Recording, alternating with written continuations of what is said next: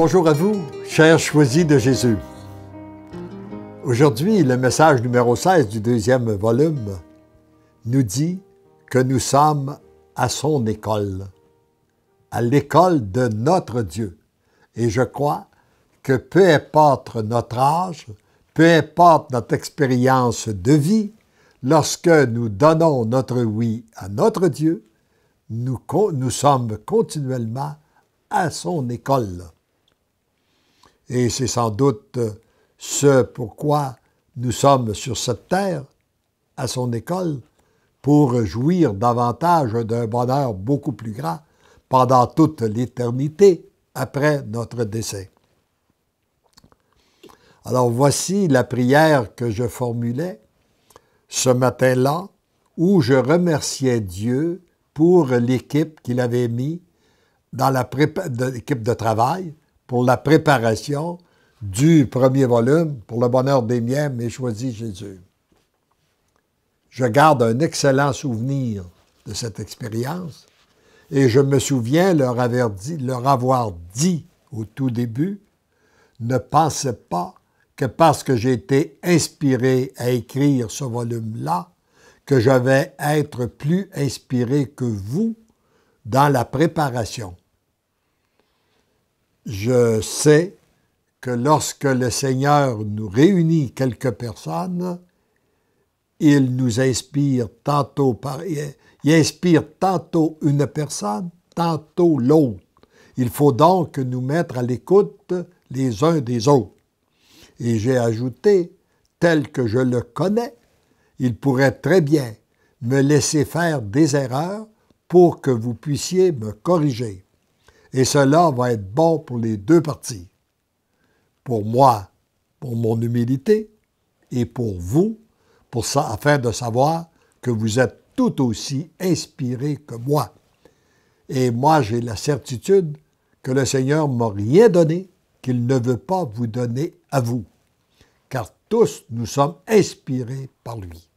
C'est tout simplement le temps que nous prenons avec lui pour être à son écoute, notre oui que nous lui donnons, qui peut faire la différence. Mais il veut tous nous inspirer. Alors, merci. Alors, je dis, Seigneur Jésus, je veux vous remercier pour le groupe de travail que vous avez utilisé dans la préparation de l'édition du volume pour le bonheur des miens, mais choisis Jésus. La paix et l'amour étaient à chacun de ces rendez-vous.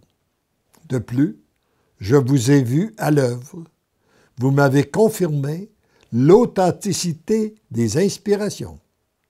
Lorsqu'une personne avait de la difficulté à accepter une pensée véhiculée, il y en avait toujours une autre pour confirmer la valeur de cette pensée sans que j'aie à intervenir.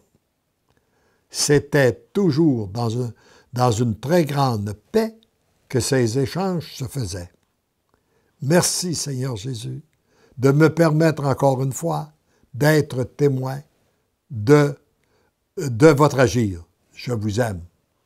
Et je veux ajouter aujourd'hui un autre merci au Seigneur d'être de plus en plus témoin de son agir à travers le monde pour qu'est-ce qu'il fait dans cette œuvre-là. Mon tout petit, comme tu peux le constater, tout devient facile et agréable lorsqu'un individu ou un groupe décide de se laisser guider par moi. Quand les cœurs sont prêts à accueillir l'orientation que je donne, même si elle est contraire à ce que la personne a déjà affirmé. J'en profite pour dire, dans les réunions, que j'ai assisté une multitude de réunions, j'ai eu l'impression de perdre un temps fou pour les gens qui veulent avoir raison. Parce qu'ils ont émis une opinion, ils se sentent obligés de la défendre continuellement. Alors que lorsqu'on a émis une opinion, très souvent, elle doit être corrigée, complétée ou amendée par quelqu'un d'autre. Et c'est lorsqu'on se met à l'écoute des autres qu'on peut réellement recevoir toutes les lumières dont nous avons besoin pour prendre une bonne orientation. Vous êtes réellement à mon école pour vivre dans cette société nouvelle, dans cette Église nouvelle. Vous êtes à l'école de l'amour. Vous comprenez bien que lorsqu'on parle d'Église nouvelle, il ne s'agit pas d'une Église parallèle à la nôtre, mais c'est la nôtre telle que nous la connaissons présentement. Nous l'appelons nouvelle parce que les cœurs sont renouvelés. Vous êtes témoin de ce que produit l'amour lorsqu'on lui laisse le champ libre, qu'il peut s'exprimer sans barrière, ni règles, ni opinion préconçue. C'est là que nous avons à apprendre à être à l'écoute de Dieu, de l'Esprit Saint, en lui laissant toute liberté et en étant accueillant dans tout ce qui peut se produire en nous et autour de nous. Cette nouvelle façon de faire, ayant comme base l'amour, demande beaucoup d'abnégation, de renoncement et d'humilité de la part de chacune des personnes qui composent ce groupe, mais produit des fruits à 100 pour eux. Nous souffrons beaucoup, nous vivons beaucoup de divisions à cause de notre orgueil. D'où l'importance de demander continuellement la grâce de l'humilité afin que son amour puisse passer. Elle produit une joie immense. Alors, c'est-à-dire, lorsque nous vivons dans l'humilité, cela produit une joie immense, une paix complète, totale, permettant aussi de réaliser beaucoup dans peu de temps. Lorsque c'est l'harmonie qui règne, on réalise beaucoup dans peu de temps. Lorsque c'est les divisions et c'est l'orgueil qui s'empare, on réalise peu dans beaucoup de temps. Heureux et heureuse êtes-vous de pouvoir expérimenter ce que produit l'amour lorsqu'il est accueilli et lorsqu'il a l'entière liberté d'agir. Vous devenez l'amour, tu deviens l'amour, tendrement et follement, vous êtes aimé.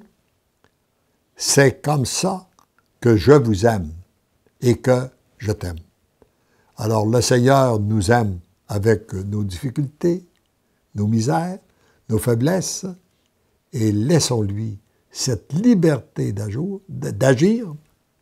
Et je formule le vœu pour vous tous qui m'écoutez en ce moment, que vous puissiez vivre cette expérience, que vous puissiez expérimenter ce que produit l'amour lorsqu'on lui laisse toute liberté d'agir, qui agit parfois à travers nous, mais parfois aussi à travers les autres.